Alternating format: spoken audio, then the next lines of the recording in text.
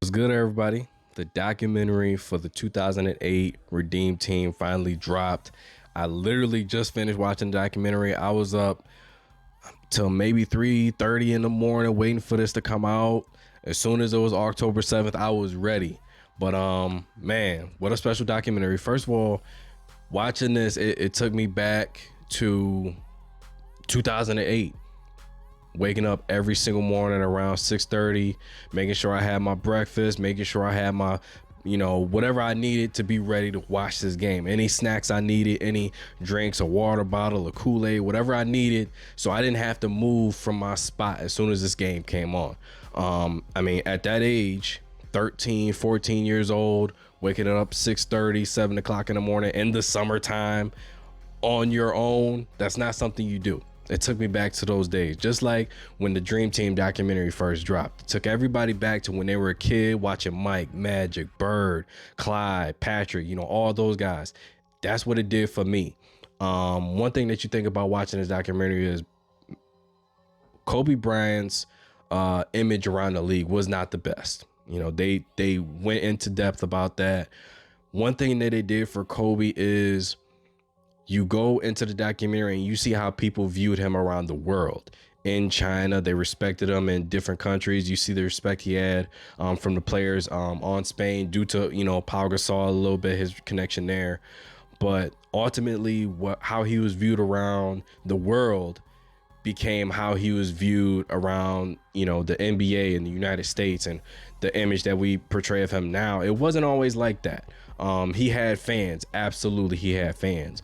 But to the extent and the admiration and respect that we had for him, even while he was still alive, obviously it's a little bit greater because he's gone, but even while he was still alive, out of this world. So I'm glad they highlighted that.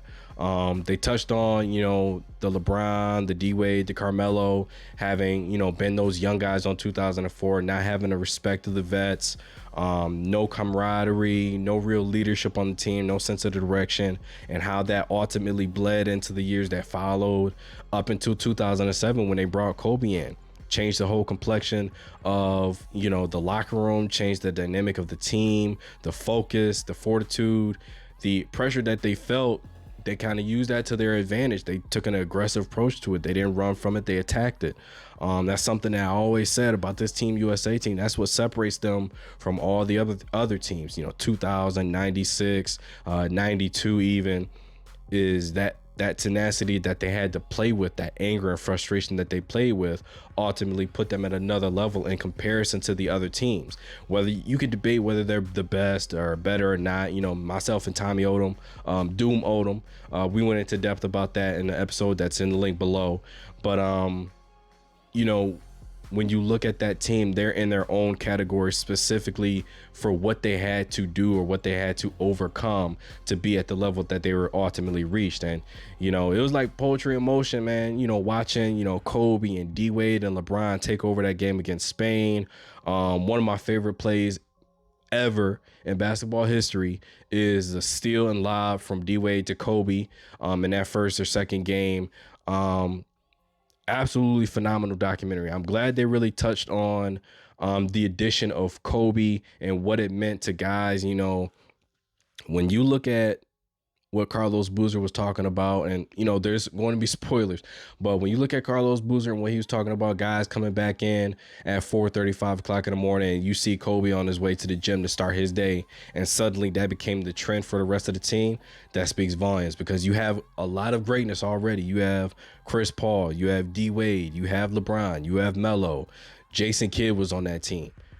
But then you see the transition to, all right, we have talent, we have the ability and skills, but now we have to dive deeper into, being a mentally tough team, a mentally strong team, a focused team, locked in on the task at hand.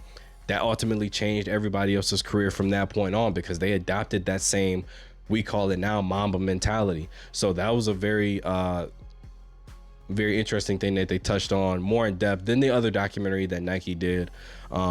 And then, you see that Coach K also had that frustration and tenacity about him that we don't really see. We see him with Duke, and every now and then he gets fired up throughout the course of his career. But to see him really, you know, have that same frustration and that same passion about him is very it's a special thing to see. You know, you see greatness, but to see it, you know, behind the scenes and what it looks like on a day-to-day basis, and see that fire is always burning, is very good thing that they highlighted that in the documentary.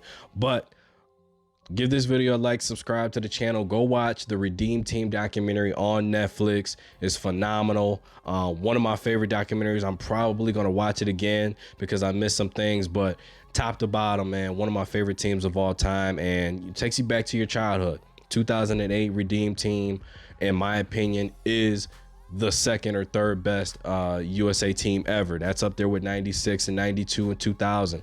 But again, phenomenal documentary. Another thing that they touched on was the Dwayne Wade dynamic of him battling back from injuries. Now he's the underdog once again. Now he's, you know, fighting the narrative of, is he healthy enough? Is he skilled enough, talented enough? Can he play on this level? Can he get back to it?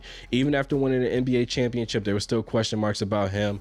And to see them, you know, really give him his respect as well. You know, it wasn't always just about LeBron or Kobe in that Olympics team. Dwayne Wade was one of the main catalysts. And as a Miami Heat, you know, Heat Nation all day. You know, from the time I became a fan of the NBA, always loved the Miami Heat, and even more so after he came in the league. To this day, I say he's the second or third best. I'll say he's the third best shooting guard of all time. To see him get his due, special as a fan. Enjoy the documentary.